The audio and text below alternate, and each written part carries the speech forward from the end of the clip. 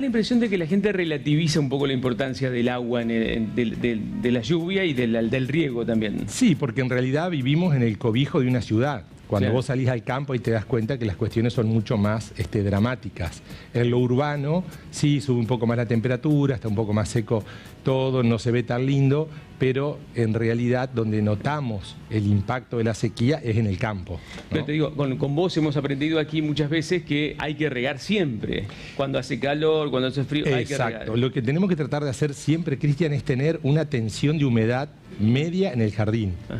Ningún exceso es bueno, ni tanto que esté totalmente deshidratado el jardín, no esperar que pierda toda la humedad, porque después nos cuesta mucho más recuperar ese nivel de humedad. Entonces, bueno, llueve 2 o 3 días, después volvemos a incorporar un poquito de agua y eso va a ser mucho más amigable con el medio ambiente que no tener que regar una cantidad extraordinaria si encima esa agua es de la red y es agua potable.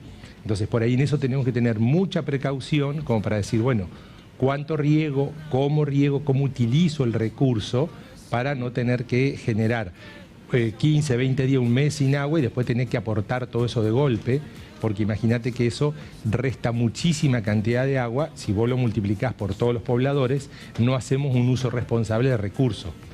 Si bien podríamos guardar o acumular agua en tanques o en cisternas, sería lo mejor, o retenedores. Hoy se está utilizando mucho esa idea de tener retenedores para que el agua no se vaya directamente por los albañales o por las alcantarillas rápidamente y la ciudad se inunde.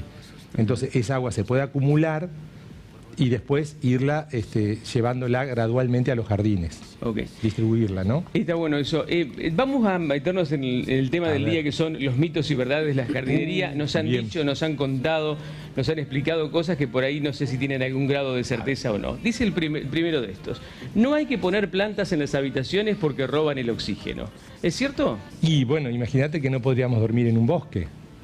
Claro. No Pero al hecho, claro, no podríamos acampar. No podríamos acampar en ninguna parte del planeta, sería medio complicado. En realidad, eso es si realmente tenés completamente hermético, pero bueno, de todas maneras, imagínate que tampoco podría existir esto de que estamos en una burbuja en el planeta. O sea que, ¿qué pasaría? Estaríamos todos asfixiados. No hay problemas entonces. No hay problemas. Además, siempre hay corriente de aire y siempre se recicla y hay oxígeno, así que tampoco nos pasaría nada. ¿Y en los baños?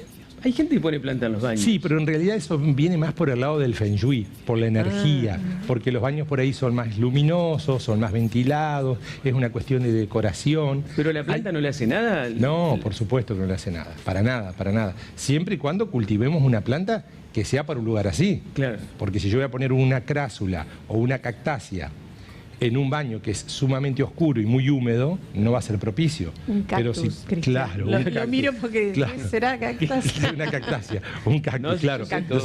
Entonces, vos sabés muy bien. Entonces, ahí sí tenemos que elegir la planta adecuada para ese lugar. Claro. Pero tiene solamente a los fines estéticos.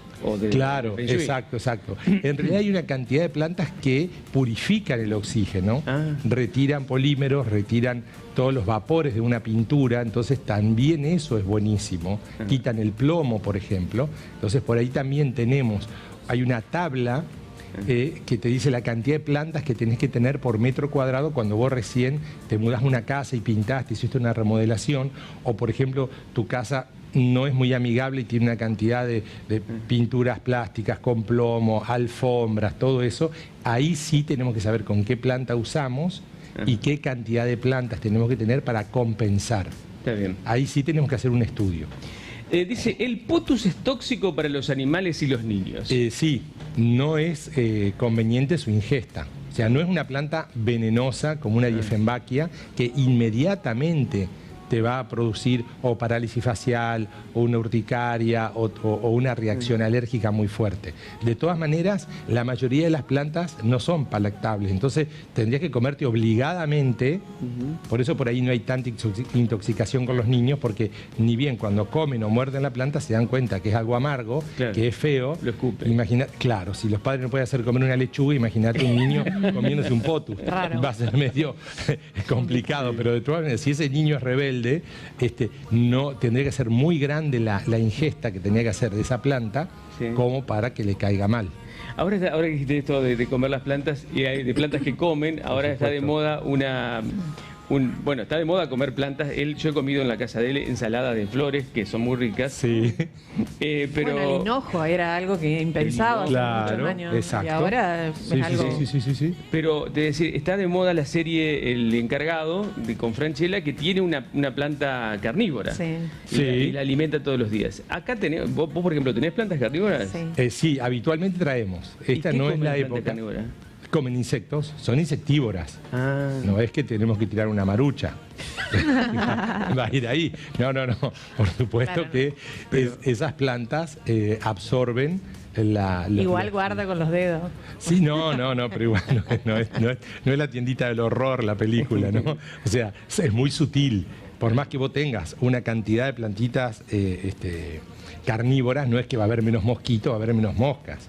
No es ese tema. ¿No son peligrosas las plantas carnívoras? No son peligrosas. Es más, las llevan los niños como un atractivo porque en realidad... Por Plantas vs Zombies hay una serie de dibujitos. Claro, por eso. Entonces, hay muchas que son muy lindas porque los niños, bueno, toca la plantita y la plantita enseguida cierra la hojita y tiene como unas, por decir así, espinitas que hacen como una jaula donde queda el insecto atrapado. Entonces, los niños les fascina esa situación, pero no hay ningún problema. A los grandes también. Sí, es muy lindo, muy encantador, pero en realidad no reviste ningún problema, ningún inconveniente. A ver, esto es tal vez de lo más popular que nos han dicho. Hay que ponerle yerba, café y cáscara de huevos a la tierra para enriquecerla. Sí, a la tierra sí, pero no a una maceta con una planta viva. No es que tenemos el palo de agua divino o la diefenbachia o tenemos este poto en el baño y todos los días lo vamos a vaciar el mate, porque no, porque eso te va a traer insectos, va a traer mosquitas, va a tomar temperatura porque eso se va a empezar a degradar. Entonces, sí tenemos que ponerlo en la tierra o hacer un compost primero y una vez que eso está degradado, ahí sí, una vez que la planta lo puede incorporar, ahí lo incorporamos. Pero no es que... Sí, por supuesto, si es un jardín grande o son arbustos grandes, no va a haber problema que vuelques el residuo de materia orgánica, cruda, no cocida. Hace unos años hubo una polémica porque una empresa petrolera, una de las empresas de combustible, proponía que la gente no tirara el café, el residuo del café, sino que lo donara para ponérselo a las plantas.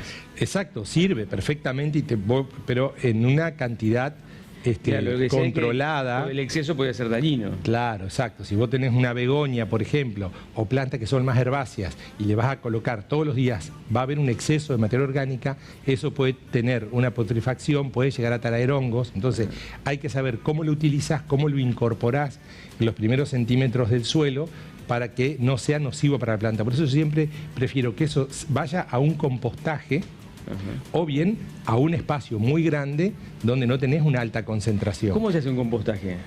Tenemos que utilizar, por ejemplo, el compost necesita mucho oxígeno para que trabaje. Entonces, por ahí, en un rincón del jardín, hacemos como si fuese un rulero de mallacima o de algún alambre gallinero, por ejemplo, galvanizado, para que no se oxide, y ahí vamos depositando capas de materia orgánica.